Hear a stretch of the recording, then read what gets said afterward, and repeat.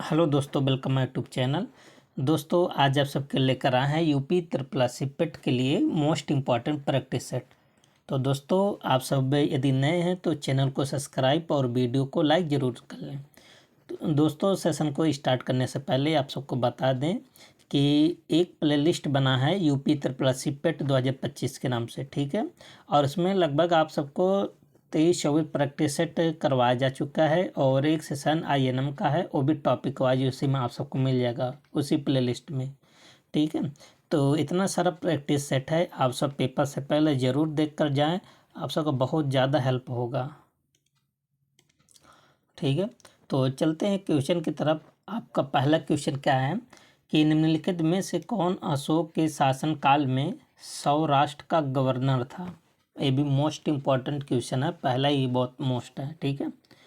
तो अशोक के समय में सौराष्ट्र का गवर्नर कौन था, तो अब बताएंगे सुविशाख। तो सॉरी, सुविशाख नहीं रहेगा, क्या रहेगा, तो सास पर रहेगा। अशोक के शासनकाल पूछा ना, तो अशोक के शासनकाल में सौराष्ट्र का गवर्नर कौन था, तो सास था, ठीक है। और आप सबको बता दें एक कौन था, सुविशाख। सुविशाख जो था ये रुद्रदामन के समय में सौराष्ट्र का गवर्नर था, ध्यान दीजिएगा। सुविशाख रुद्रदामन के समय में था और तू सास पे एक किसके समय का था गवर्नर, तो आप बताएंगे अशोक। सुविशाख के बारे में आप जान लीजिए कि सबसे पहले यही आप सबको बता दें कि रुद्रदामन के समय में सौराष्ट्र का गवर्नर था, ठीक है। और इसी ने क्या किया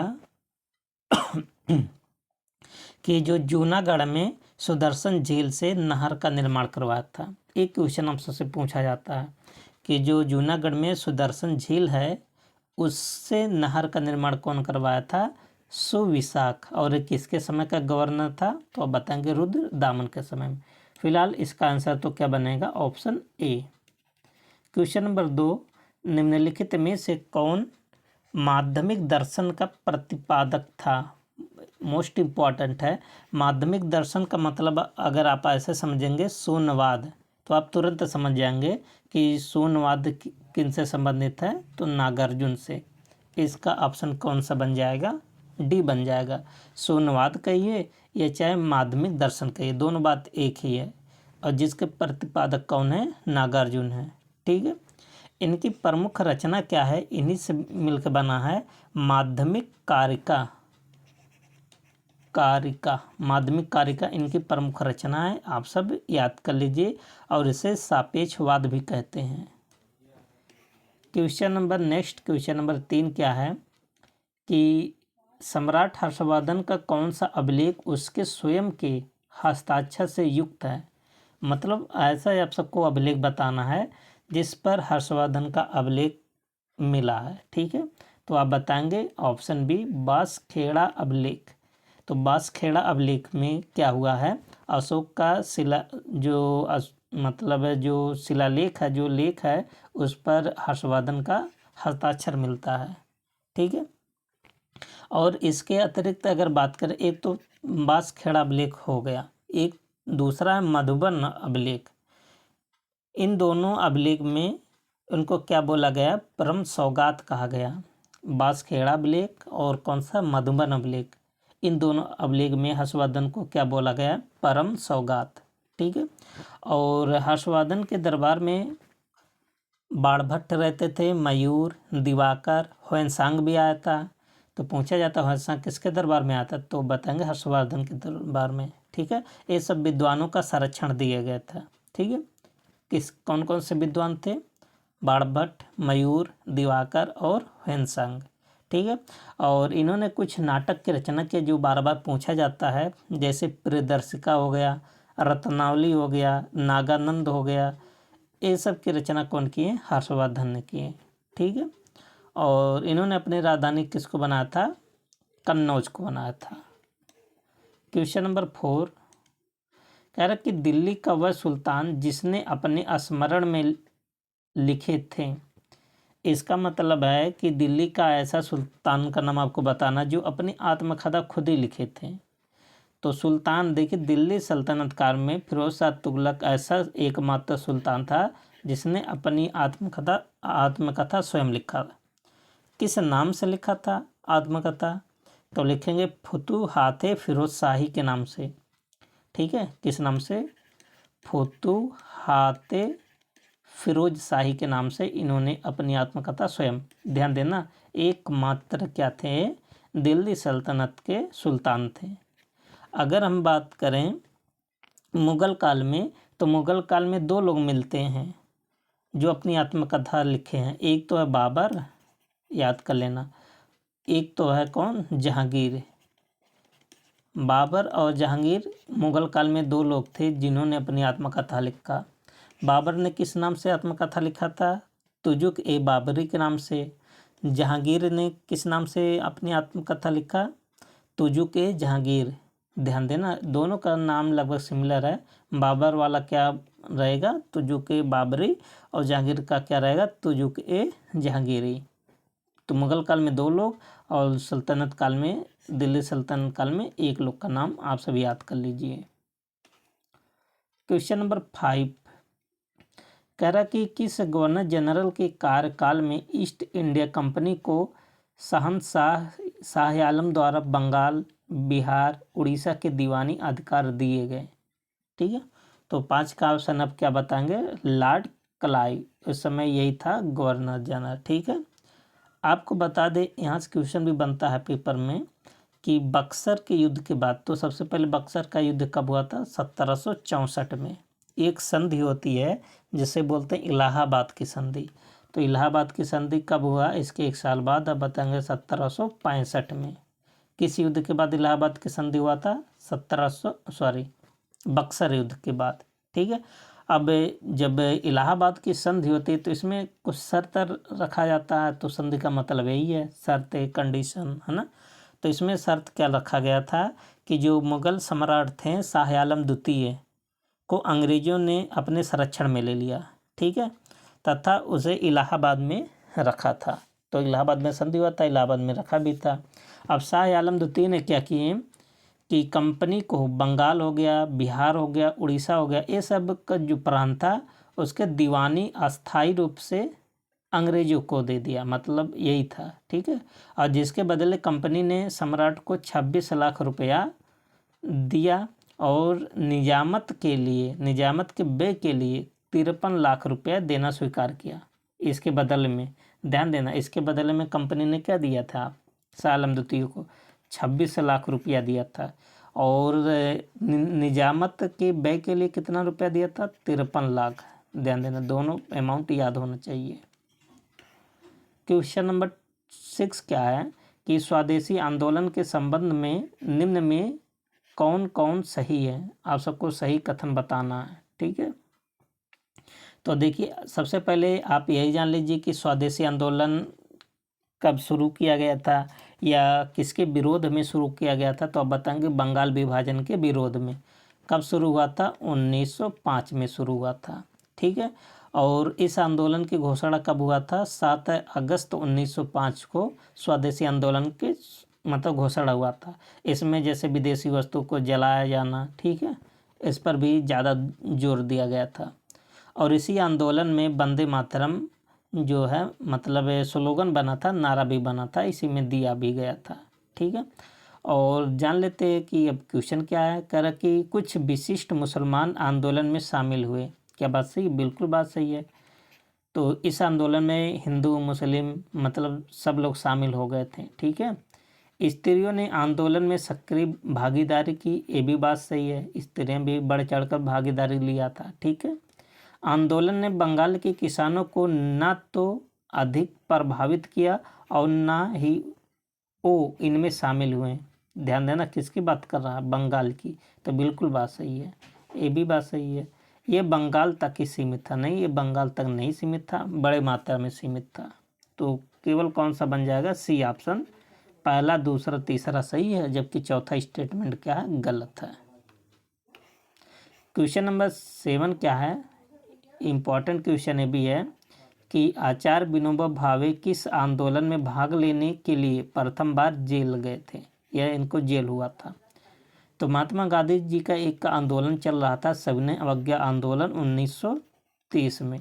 इसी आंदोलन में आचार्य विनोबा भावे भाग लिए थे और इन्हीं को मतलब इस आंदोलन में पकड़ लिया गया था और पहली बार इनको क्या हुआ था, जेल हुआ था। ठीक है। और आप जानते हैं विनोबा भावे और किस आंदोलन से संबंधित हैं, भूदान आंदोलन से। एक कई बार क्वेश्चन पूछा गया है। ठीक है।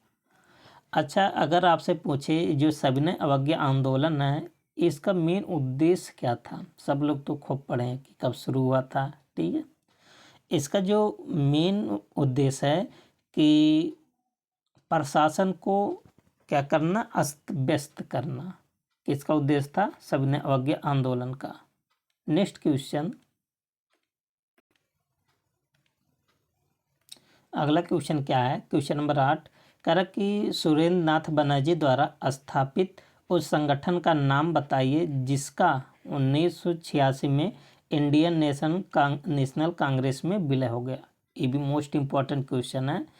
तो इस मतलब ऐसा संगठन का नाम बताना जिसको सुरेंद्र नाथ बनर्जी ने स्थापित किया। तो आप बताएंगे इंडियन नेशनल कॉन्फ्रेंस। तो इंडियन नेशनल कॉन्फ्रेंस की स्थापना कौन किए थे, सुरेंद्र नाथ बनर्जी ने किए थे। कब किए थे, 1883 में, 1883 में। कहाँ पर, कोलकाता में। ठीक है, यहीं पर इसकी स्थापना किए थे। और आप सबको बता दें इसका जो पहला, इस संगठन का पहला जो सम्मेलन हुआ था ना, कोलकाता में हुआ था। ठीक है, कब हुआ था, 1883 में हुआ था। कोलकाता में एक जगह है जिसको बोलते एल्बर्ट हॉल। एल्बर्ट हॉल में पहला इस संगठन का पहला क्या हुआ था, सम्मेलन हुआ था। इसका जो दूसरा सम्मेलन हुआ था ये कहाँ पर हुआ था, ये भी कोलकाता में हुआ था, लेकिन कब हुआ था, 1885 में हुआ था। ध्यान देना, पहला सम्मेलन इसका जब गठन किया गया था तभी हुआ था, 1883 में गठन हुआ। 1883 में कोलकाता के एल्बर्ट हॉल में इसका सम्मेलन हुआ। दूसरा सम्मेलन कब हुआ, 1985 में, सॉरी 1885 में। लेकिन फिर आगे चलकर 1886 में इसका विलय कर दिया गया भारतीय राष्ट्रीय कांग्रेस में। ठीक है, इंडियन नेशनल कांग्रेस में इसका विलय कब किया गया, 1886 में। तो ऑप्शन क्या बन जाएगा, डी। ठीक है, तो आशा करते हैं आप सबको समझ में आ रहा होगा। आगे क्या है, क्वेश्चन नंबर 9 जलियांवाला बाग नरसंहार पर कांग्रेस जांच समिति की रिपोर्ट के प्रारूप लिखने का कार्य सौंपा गया था। देखिए बहुत इंपॉर्टेंट प्रारूप। आप जानते हैं जलियांवाला बाग हत्याकांड कब हुआ था, 13 अप्रैल 1919 को। ठीक है, अब इसका मतलब दो जांच समिति बैठा गए थे, एक तो अंग्रेज कर रहे थे हंटर कमीशन, एक तो मतलब कांग्रेस खुद कर रही थी। ठीक है, तो जलियांवाला बाग हत्याकांड 13 अप्रैल 1919 कहाँ पर हुआ था, अमृतसर में हुआ था।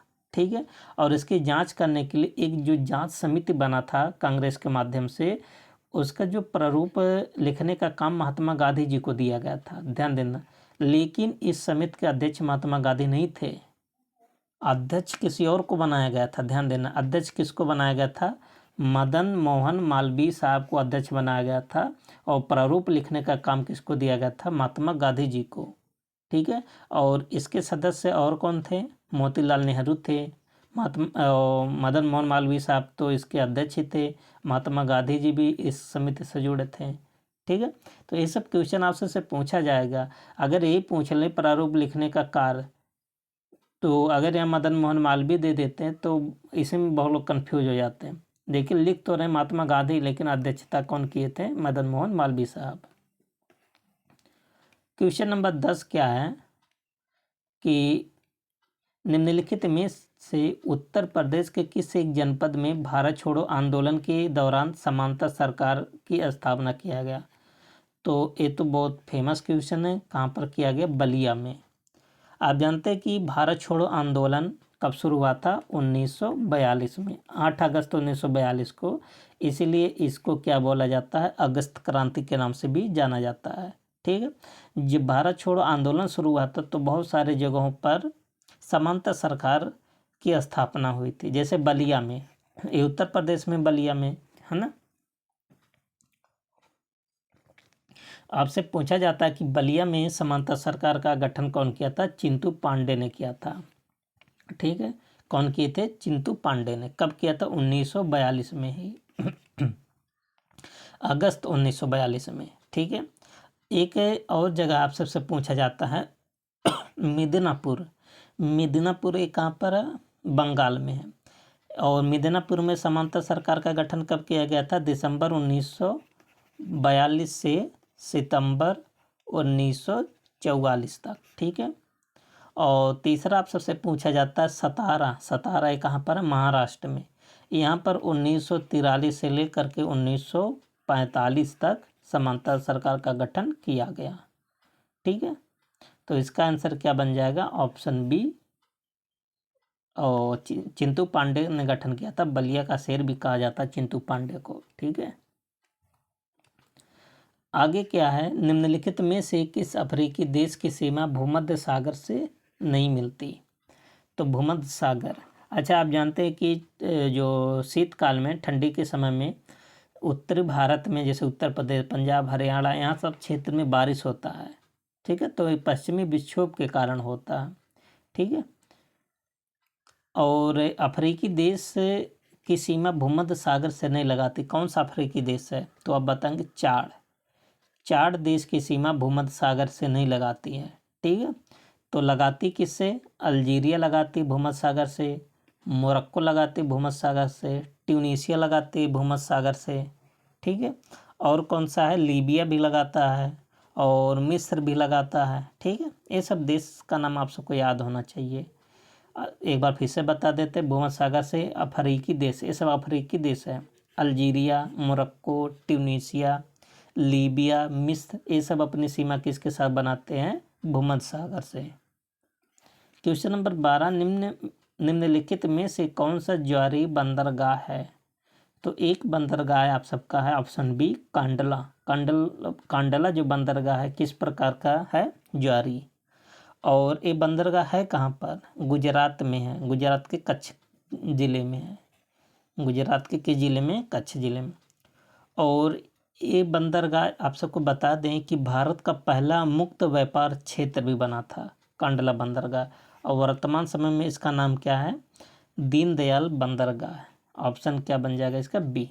कांडला बंदरगाह को किस नाम से जाना जाता? दीनदयाल बंदरगाह। क्वेश्चन नंबर 13 क्या है कि जनसांख्यिकी लाभांश है। तो जनसांख्यिकी लाभांश क्या होता है? 15 से 59 वर्ष की कार्यशील जनसंख्या को क्या बोलते हैं? जनसांख्यिकी लाभांश। ठीक है, तो 13 का आंसर क्या बन जाएगा? ए बन जाएगा। क्वेश्चन नंबर 14, शिव समुद्रम जल विद्युत परियोजना स्थित है। तो सबसे पहले ये आप जान लीजिए ये कहाँ पर स्थित है? कर्नाटक राज्य में है। ठीक है, तो ऑप्शन क्या बन जाएगा? डी।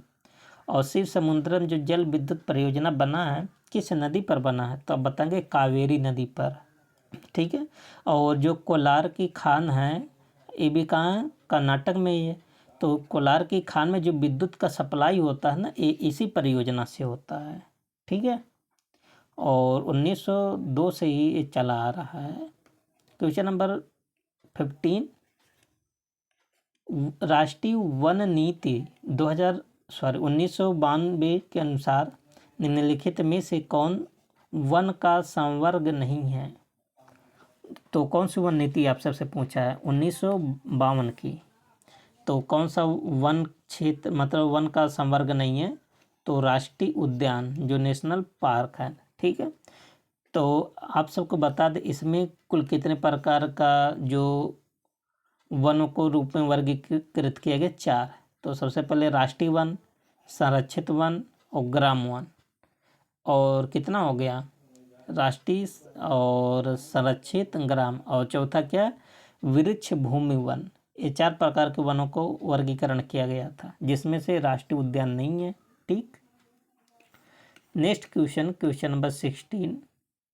क्वेश्चन नंबर 16 क्या है कि मैंडमस जिसको बोलते हैं परमादेश याचिका में मैंडमस का क्या मतलब क्या चीज़ है? तो मैंडमस एक लैटिन भाषा है। ठीक है, तो 16 का ऑप्शन क्या बन जाएगा? एक अंग्रेजी शब्द है। डी बन जाएगा इसका। सॉरी, डी नहीं, एक लैटिन भाषा है, अभी हम बोलें लातिन, यहाँ लिखा लातिन नहीं रहेगा, लैटिन, ठीक है, लैटिन शब्द है। और इसी को क्या बोलते हैं, परमादेश बोलते हैं। इसका अर्थ क्या होता है, इसका अर्थ होता है कि हम आदेश देते हैं। एक कौन जारी करता है, कोर्ट, न्यायालय जारी करते हैं, जैसे उच्चतम न्यायालय हो गया, हाई कोर्ट हो गया ना, ये जारी करते हैं। किसको, अधिकारियों को, संबंधित जो भी अधिकारी रहेगा, ठीक है। तो इसका ऑप्शन क्या बन जाएगा, सी। नेक्स्ट क्वेश्चन, क्वेश्चन नंबर 17 क्या है कि भारत के उच्चतम न्यायालय में न्यायाधीशों की संख्या में वृद्धि करने की शक्ति किसमें निहित है। तो उच्चतम न्यायालय मतलब सुप्रीम कोर्ट, तो सुप्रीम कोर्ट में न्यायाधीशों की संख्या कौन घटा सकता है, बढ़ा सकता है, ये सब किसके हाथ में है, तो आप बताएंगे संसद के हाथ में। वर्तमान समय में 33+1 कुल जज हैं, मतलब टोटल की बात करें तो 34 जज हैं, कहाँ पर, सुप्रीम कोर्ट में, ठीक है। और वर्तमान समय में कुल कितने हाई कोर्ट हैं, हाई कोर्ट है 25। अगला क्वेश्चन क्या है, क्वेश्चन नंबर 18 कह रहा कि भारत में न्यायिक सक्रियता संबंधित है।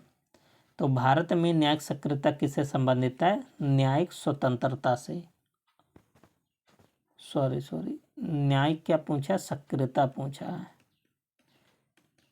तो इसका आंसर क्या बन जाएगा, जनहित याचिका से संबंधित है। ऑप्शन क्या बन जाएगा, डी बन जाएगा, ठीक है। क्वेश्चन नंबर 19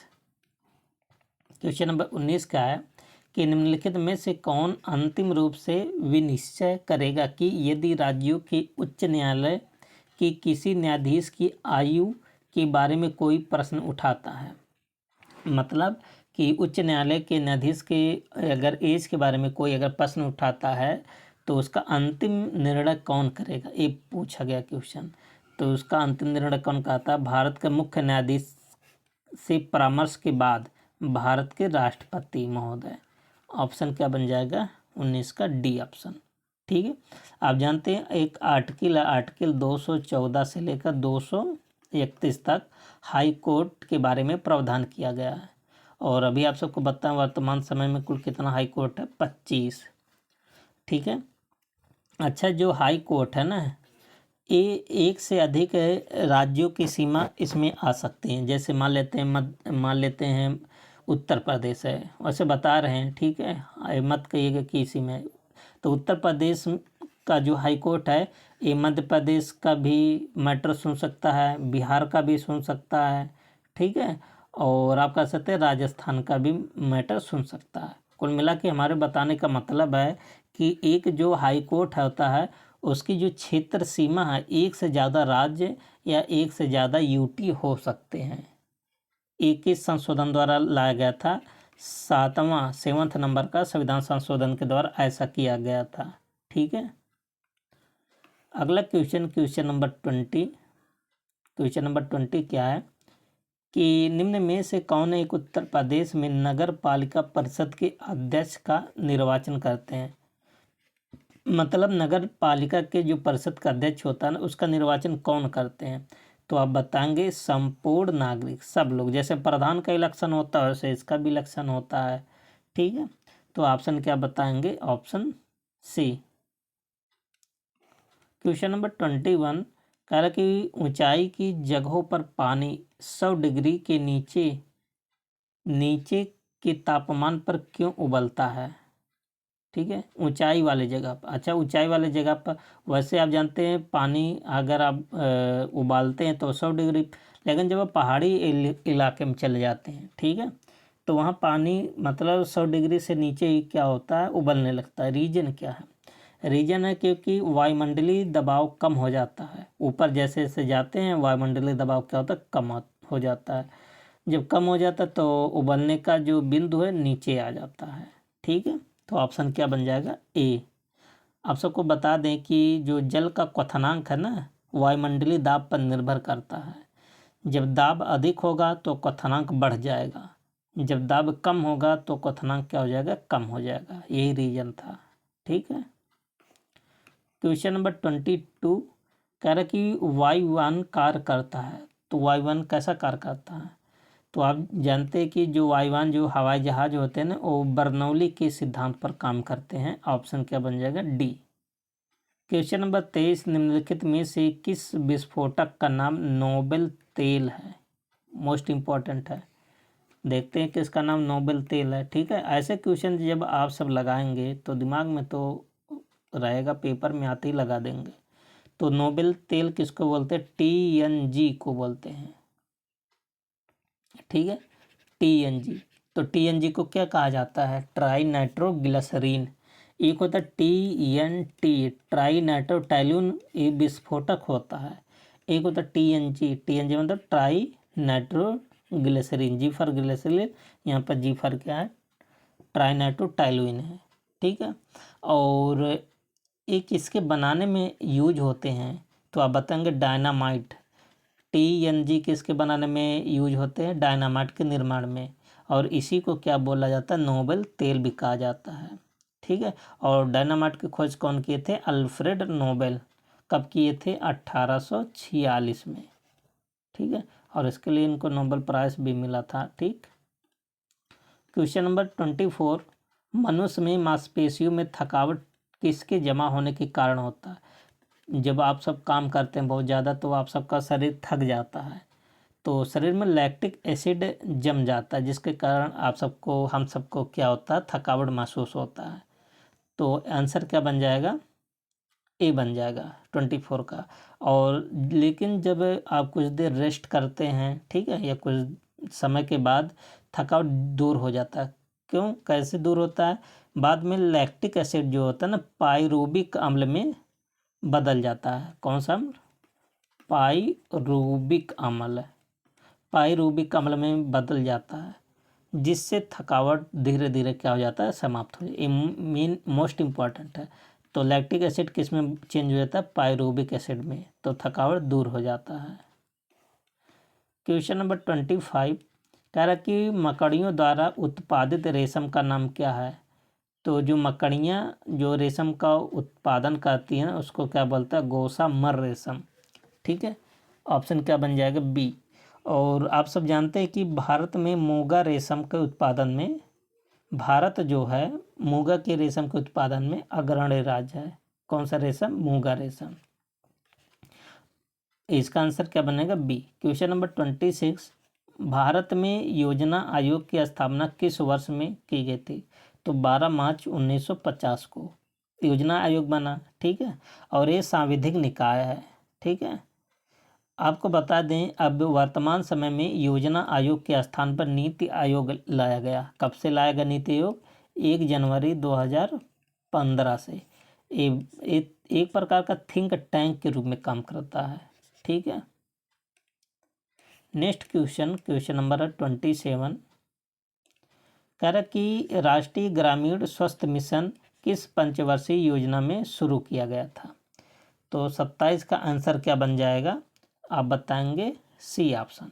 जो राष्ट्रीय ग्रामीण स्वास्थ्य मिशन 21 पंचवर्षीय योजना में आया था 10वीं, और 10वीं पंचवर्षीय योजना का समय क्या था? 2002 से लेकर 2007 तक। ठीक है, और कब शुरू किया गया था? आप बताएंगे 12 अप्रैल 2005 को ये योजना शुरू किया गया था। राष्ट्रीय ग्रामीण स्वास्थ्य मिशन कब शुरू हुआ? 12 अप्रैल 2005 को। किस पंचवर्षीय योजना का समय था? 10वीं, और 10वीं पंचवर्षीय का योजना क्या था? 2002 से लेकर 2007। ठीक है, और आप सबको बता दें 10वीं के पहले कौन सी पंचवर्षीय योजना? 9वीं पंचवर्षीय योजना। इसका समय क्या था? 1997 से लेकर 2002। और 10वीं आप सबको बता दिए। इसके बाद 11वीं पंचवर्षीय योजना का समय क्या था? तो 11वीं पंचवर्षीय योजना का समय इसी के बाद आएगा। तो 10वीं था 2002 से 2007, तो 11वीं वाला गया 2007 से लेकर 2012 तक। और जो 12वीं पंचवर्षीय योजना फिर इसके बाद शुरू हो जाएगा 2012 से लेकर 2017, लेकिन फिर इसके स्थान पर क्या आ गया? नीति आयोग।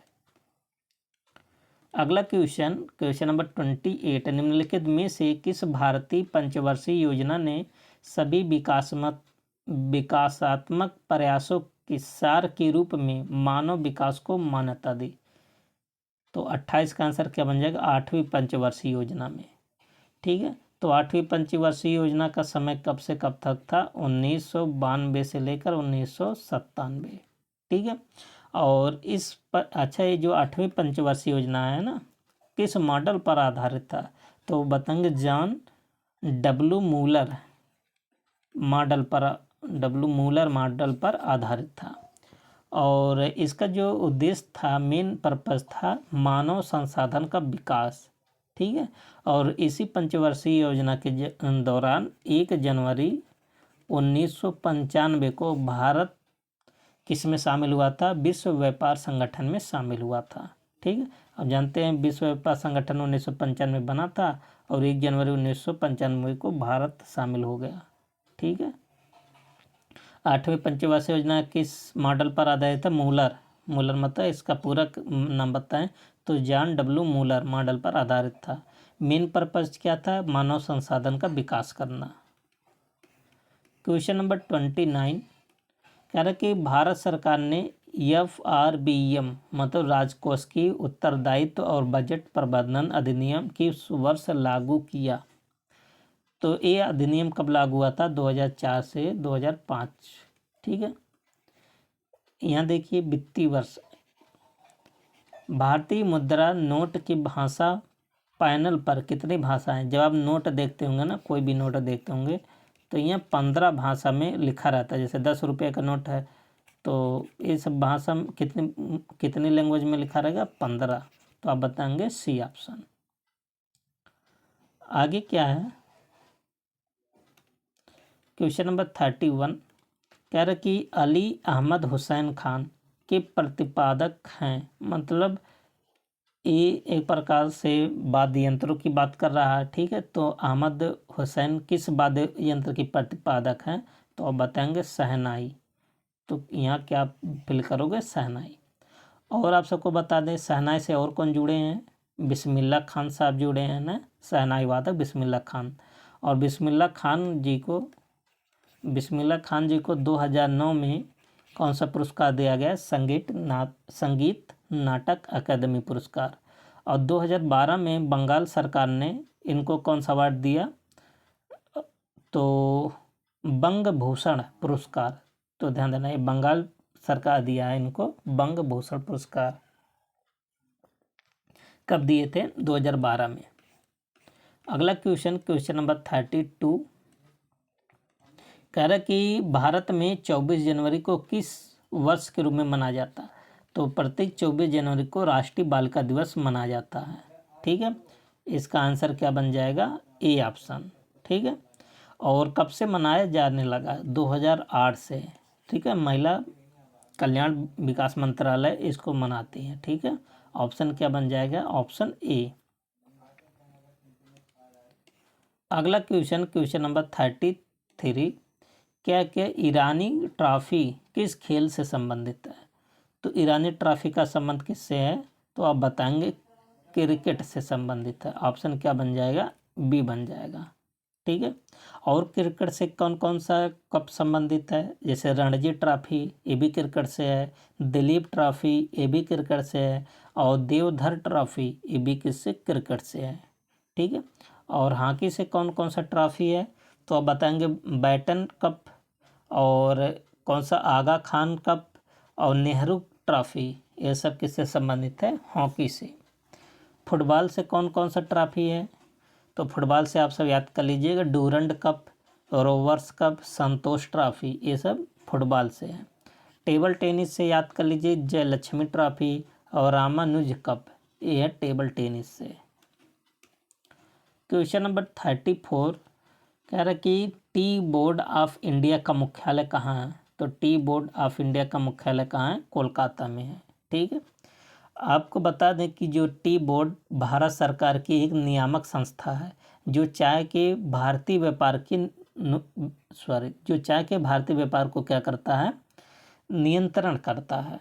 ठीक है, और यह चाय अधिनियम 1953 द्वारा स्थापित किया गया, और इसका हेडक्वार्टर कहाँ बनाया गया था, इसका हेडक्वार्टर कब बना गया था? कोलकाता में, स्थापित 1953 में। और कोलकाता कहाँ है? वेस्ट बंगाल। अगला क्वेश्चन क्या है कि लोकसभा में किसी विशेष दिन पर चर्चा के लिए स्वीकृत मौखिक उत्तरों के लिए तारांकित प्रश्नों की संख्या अधिकतम कितनी होती है? तो अधिकतम तारांकित प्रश्न कितने होते हैं? 20 प्रश्न होते हैं। तो 35 का ऑप्शन क्या बन जाएगा? डी। ठीक है। और प्रश्न काल का समय कब से कब तक रहता है? 11 बजे से लेकर 12 बजे तक। ठीक है। एक होता शून्यकाल। शून्यकाल किसकी देन है? तो शून्यकाल भारत की देन है, ये किसी देश से नहीं लिया गया। शून्यकाल की जो प्रक्रिया, जो प्रोसेस है, वो भारत ने स्वयं बनाया है। ठीक है। नेक्स्ट क्वेश्चन नंबर 36 कह रहा कि निम्नलिखित में से किस देश के साथ बिहार राज्य अपनी सीमा साझा करता है? तो बिहार राज्य, अच्छा यहाँ देश की बात किया है। ठीक है। तो अपनी सीमा किसके साथ साझा करता है? बिहार राज्य अपनी सीमा साझा नेपाल के साथ करता है। तो 36 का ऑप्शन क्या बन जाएगा? D option. अगला क्वेश्चन, मैड्रिड की राजधानी है। तो मैड्रिड किसकी राजधानी है? स्पेन की राजधानी है। तो 37 का ऑप्शन क्या बन जाएगा? सी। और यूनाइटेड किंगडम की राजधानी क्या है? लंदन है। ठीक है। मालदीव की राजधानी क्या है? तो माले हो गया। और फिलीपींस की राजधानी का मनीला हो गया। तो ये सब राजधानी भी आप सब याद करते रहें। ठीक है।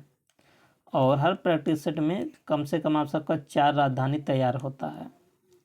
तो आप सब जान रहे हैं ये आप सबका लगभग 24 नंबर का प्रैक्टिस सेट होगा। ठीक है। तो आप सब अनुमान लगा सकते हैं कितना राजधानी आप सबको याद हो गया होगा। विधान परिषद के 1/3 सदस्य प्रत्येक कितने वर्ष मतलब सेवानिवृत्त होते हैं? प्रत्येक 2 वर्ष। ठीक है। और इन सदस्यों का जो कार्यकाल होता है ना, 6 साल होता है। कितना साल? 6। और इनका मिनिमम एज कितनी होनी चाहिए? 30 साल। क्वेश्चन नंबर 39 कह रहा है कि मृत्युदंड के मामले में क्षमा देने का अधिकार किसे है? तो आप बताएंगे राष्ट्रपति महोदय को। वैसे राज्यपाल साहब को है, लेकिन मृत्युदंड को राज्यपाल साहब टाल नहीं सकते हैं। ठीक है। तो इसका आंसर क्या बन जाएगा? बी। किस आर्टिकल में कहा गया? आर्टिकल 72 में राष्ट्रपति की क्षमादान शक्ति के बारे में जिक्र है। ठीक है। और राष्ट्रपति जी मृत्युदंड को भी पूरी तरह से क्या कर सकते हैं? टाल सकते हैं या क्षमा कर सकते हैं। टाल सकते तो राज्यपाल हैं, क्षमा कर सकते हैं। ठीक है। अगर मान लेते हैं किसी व्यक्ति को मृत्युदंड की सज़ा मिला है, मान लेते हैं उसको लटकाया जाएगा फांसी पर, तो इसको राष्ट्रपति जी क्या कर सकते हैं? क्षमा कर सकती हैं। किस आर्टिकल के तहत? 72। क्वेश्चन नंबर कौन सा? क्वेश्चन नंबर 40 कह रहा कि मथुरा कला स्कूल कब अपने शिखर पर पहुंचा? तो मथुरा कला की बात हो रहा। तो मथुरा कला कुषाणों के समय में ज़्यादा मतलब विकसित हुआ था। ठीक है। और मथुरा कला में ही सभी धर्मों की मूर्तियाँ बनी थी। ठीक है। जैसे कृष्ण हो गया, विष्णु हो गया, बौद्ध हो गया, दुर्गा, शिव, गणेश, मतलब सब धर्म से संबंधित। 41 क्या है कि 2025 का मान ज्ञात के, तो 2025 का स्क्वायर रूट निकालोगे कितना आएगा? 45 आएगा। ठीक है। ऑप्शन क्या बन जाएगा? बी बन जाएगा। देखिए ट्रिक से आप सबको स्क्वायर रूट कैसे निकालते हैं। ठीक है। तो मान लीजिए कितना 2025 है, तो इसका स्क्वायर रूट पहले 2 का पेयर बनाएंगे। 2 का पेयर बन गया। अब इसमें से आप जो इकाई अंक है, इकाई अंक पे देखेंगे कि किस संख्या का वर्ग पर इकाई अंक 5 आता है। तो केवल 5 का ही वर्ग जब आप करेंगे, जैसे 5 × 5 = 25, इकाई अंक केवल 5 आएगा। और बचा क्या? 20। अब 20 को ऐसे 2 वर्ग संख्या के बीच में ब्रेक कीजिए। ठीक है। तो 4 × 4 = 16, 5 × 5 = 25। तो 21 संख्या के बीच में 4 और 5 के बीच में है। देखिए 4 × 4 = 16 आ गया, और 5 × 5 = कितना? 25। 16 25 के बीच में 20 लग करता है। ठीक है। तो इन दोनों का गुणा कर लीजिए तो कितना आएगा? 20 आएगा। अब मान लेते हैं बराबर हो गया। ठीक है। तो यहाँ से इन दोनों संख्या में से आप हमेशा छोटा वाला लेते हैं। यहाँ वैसे एक ही संख्या है, एक ही संख्या, तो कितना होगा? 45। यहाँ भी 2 संख्या आता है। ठीक है। क्योंकि आप सब वर्ग करते इकाई अंक 2 बार रिपीट करता है। तो अगर यहाँ का संख्या मान लेते छोटा है, तो आप यहाँ से छोटा वाला लेंगे। अगर यहाँ का संख्या बड़ा है तो आप यहाँ से बड़ा वाला लेंगे। किससे छोटा? बड़ा। यहाँ से कंपेयर करेंगे। मान लेते हैं यहाँ आ गया 60 आ गया, तो ये छोटा हो गया, तो यहाँ से मान लेते हैं 2 हो गया, तो यहाँ छोटा वाला 2। ठीक है, मान लेते हैं यहाँ 10 आ गया गुणा करने पर, अभी बड़ा हो गया, तो यहाँ बड़ा कौन है? 5। ठीक है, ऐसे आप लगाइएगा, कोई भी संख्या रहेगा आप सब स्क्वायर रूट आप सबको आ जाएगा तुरंत। अगला क्या है? क्वेश्चन नंबर 42 देखिए, ये सब भी क्वेश्चन आसान है, आप सब कर लेंगे थोड़ा टाइम लेकर। ठीक है, इसको लगाइएगा। 42 का आंसर क्या बन जाएगा? देखिए, तो आप जानते हैं सबसे पहले आप सब छोटा ब्रैकेट सॉल्व करोगे। कहाँ पर है? इस ब्रैकेट को सॉल्व करना। ठीक है, और बोर्ड मास का रूल लगाएंगे। सबसे पहले डिवाइड को सॉल्व कर लीजिएगा और अंदर से सॉल्व करते करते बाहर आइएगा। ठीक है, तो इसका आंसर क्या बन जाएगा? सी ऑप्शन 26 आएगा। आप सब कॉपी अपने लगाइए खुद। एक फुटबॉल टूर्नामेंट में रियल मैड्रिड 33 गोल किया और 22 गोल इसके विरुद्ध किए गए, तो रियल मैड्रिड प्रत्येक खिलाड़ी के लिए किए गए गोलों की औसत संख्या की गणना कीजिए। ठीक है, एवरेज निकालना है। तो देखिए, तो इस 22 गोल इसके विरुद्ध चल गए, तो 33 गोल था, 22 गोल विरुद्ध चल गया, कितना बचा? 11। तो 11 या 33, तो कितना आ जाएगा? 3।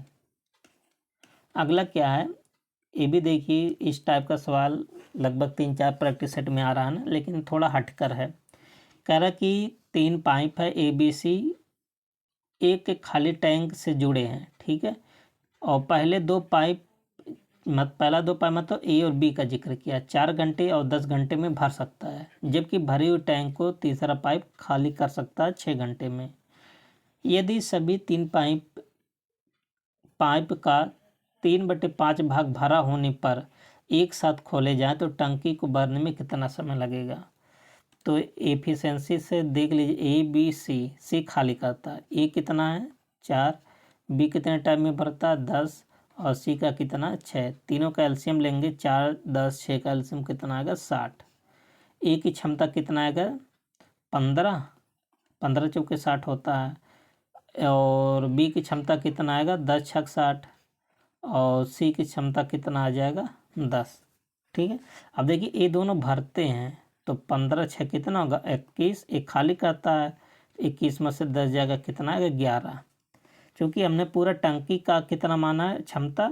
60 लीटर। अब 60 का अगर हम अगर इतना भाग भरा है, 2/5 भाग 3/5 भाग अगर भरा है, तो इसमें 1 से घटा देंगे, 5 एकन 5, 5 में से 3 जाएगा 2, तो 2/5 भाग क्या रहेगा?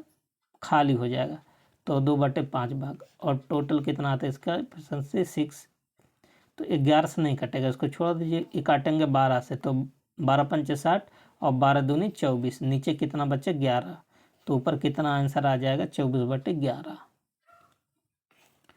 क्वेश्चन नंबर 45, ये आसान है, ये भी क्वेश्चन। ठीक है, तो का के स्थान पर आप क्या लगा? गुणे का चिन्ह लगा लीजिएगा, बाकी आप सॉल्व कर दीजिएगा, आपका आंसर आ जाएगा। ये कठिन नहीं होता।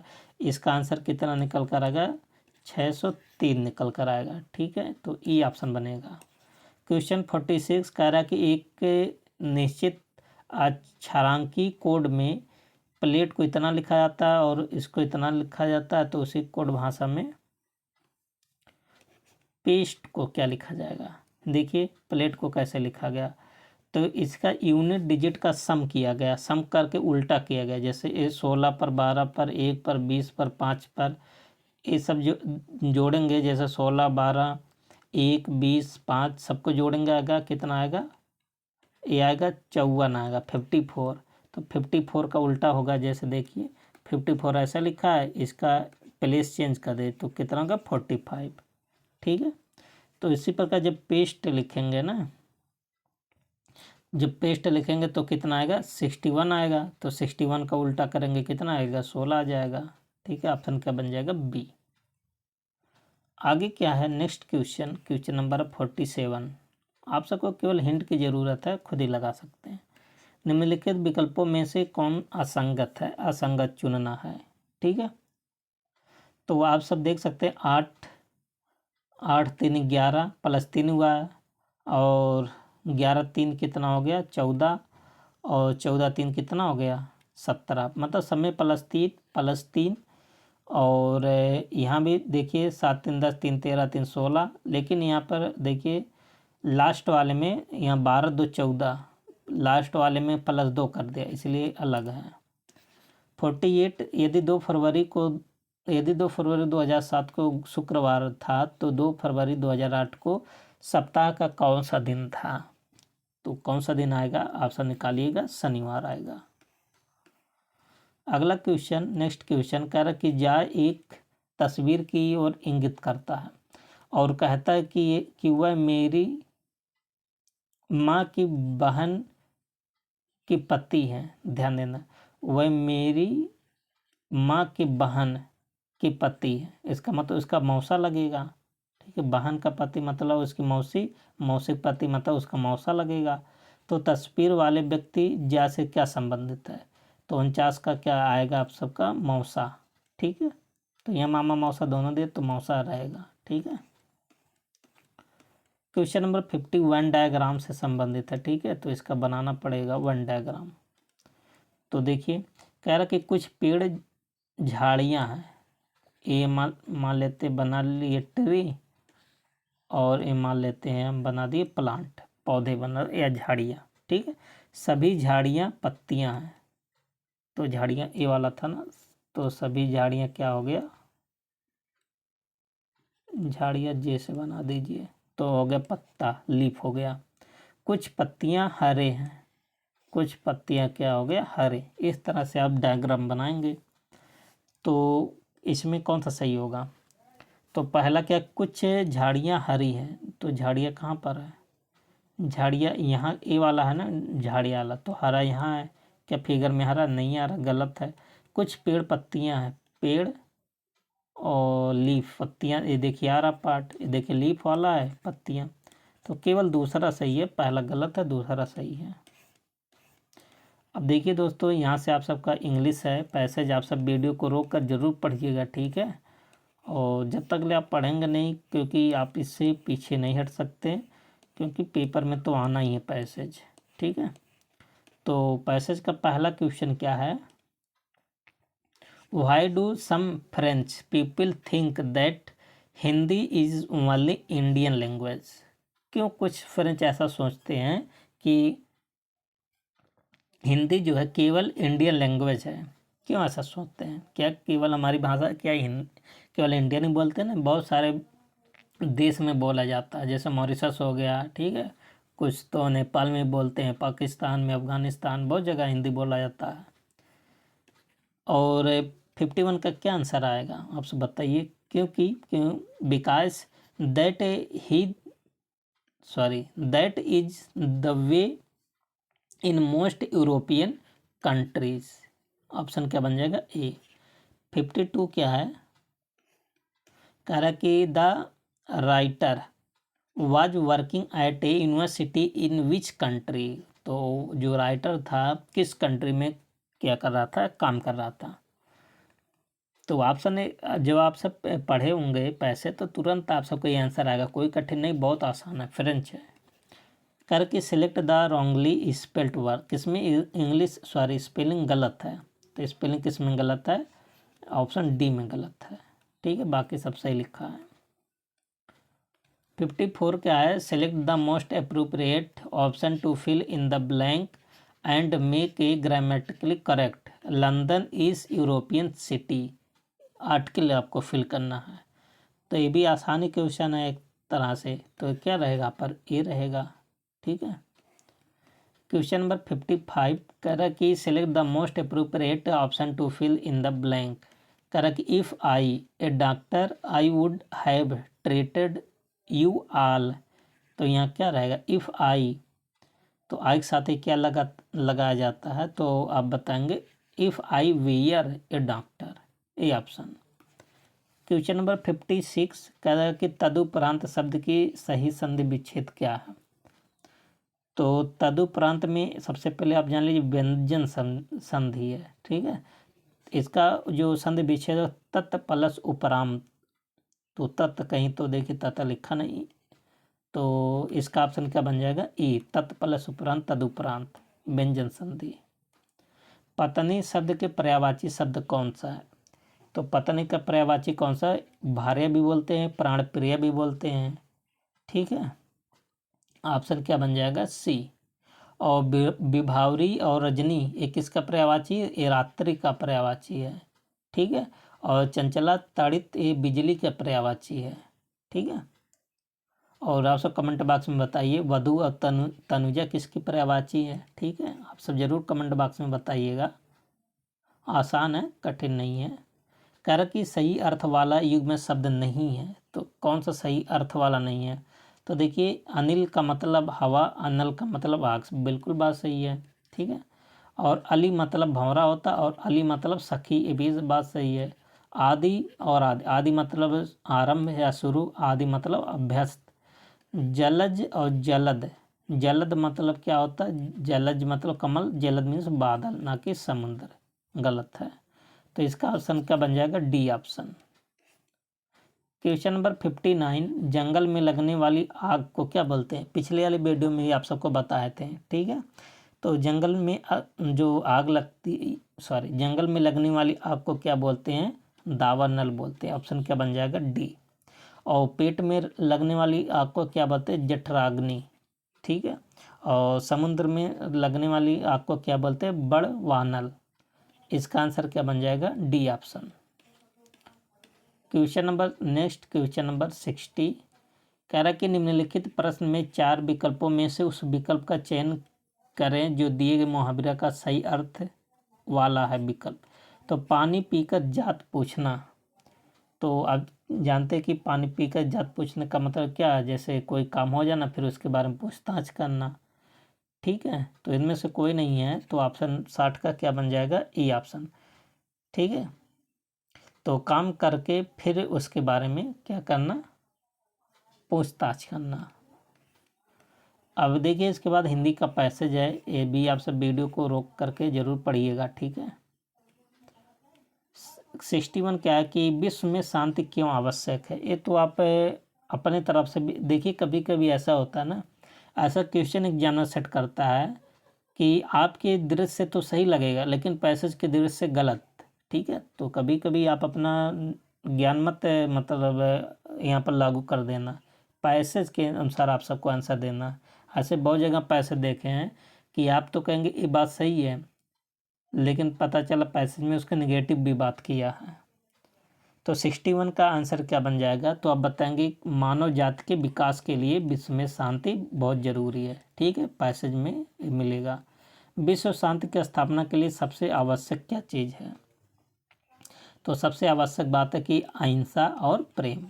तो अहिंसा के पुजारी महात्मा गांधी जी बहुत पहले से ही जाने जाते हैं। ठीक है, क्वेश्चन नंबर 63, कठोर से कठोर हृदय को भी कोमल बनाया जा सकता है, किसके माध्यम से? तो आप बताएंगे अहिंसा द्वारा। ठीक है, अगला क्वेश्चन क्या है? क्वेश्चन नंबर 64 क्या है कि किसी भी राष्ट्र के स्वर्णिम युग के प्रमुख तत्व क्या है? मतलब कोई भी अगर राष्ट्र है उसका स्वर्णिम युग के प्रमुख तत्व क्या हो सकते हैं? तो 64 का क्या आंसर होगा? शांति, सुख और रचनात्मक कार्य। ऑप्शन क्या बन जाएगा? डी। क्वेश्चन नंबर 65, नितांत शब्द का उपयुक्त पर्याय। नितांत का मतलब क्या होता है? अर्थ क्या होता है? 65, तो इसका मतलब होता है बिल्कुल। ऑप्शन क्या बन जाएगा? बी। अगला पैसेज क्या है? पैसेज नंबर 2 है, ये थोड़ा हार्ड रहेगा। एक पैसेज थोड़ा कठिन, एक पैसेज थोड़ा आसान। ठीक है, तो आप सब इसको पढ़िएगा और उसके बाद आंसर दीजिएगा। विज्ञान मानव की सबसे बड़ी शक्ति इसलिए कही गई है क्योंकि इसके बल से मनुष्य क्या करता है? तो मनुष्य क्या करता है कि प्रकृति और प्राणी जगत का सिरमौर है। ठीक है, 67 कह रहा है कि वैज्ञानिक चिंतन पद्धति ने मनुष्य का सबसे बड़ा उपकार किया है कि उसे मुक्त मिली है। उपकार किया है कि उसे मुक्त मिली है। तो 67 का आंसर क्या बन जाएगा कि भ्रमपूर्ण रूढ़िवादी विचारधाराओं से। ठीक है, अभी भी देखिए बहुत सारे ऐसे अपने देश में है ना, बहुत सारी पुरानी परंपरा अभी भी वही चला रहा है, पाखंड अभी भी चला रहा है। ठीक है, जबकि ये धीरे धीरे अब जैसे जैसे लोग पढ़ रहे हैं, ठीक है, वैसे ऐसे पाखंड को, जो रूढ़िवादिता है, इन सबको दूर हो रहा है। बहुत ज़्यादा इस पर भी काम करना पड़ेगा। ठीक है, विश्व के परिवारवत लगने का प्रमुख कारण क्या है? जैसे कहा जाता, भारत ने क्या कहा कि विश्व ही हमारा क्या है, परिवार, वसुधैव कुटुंबकम।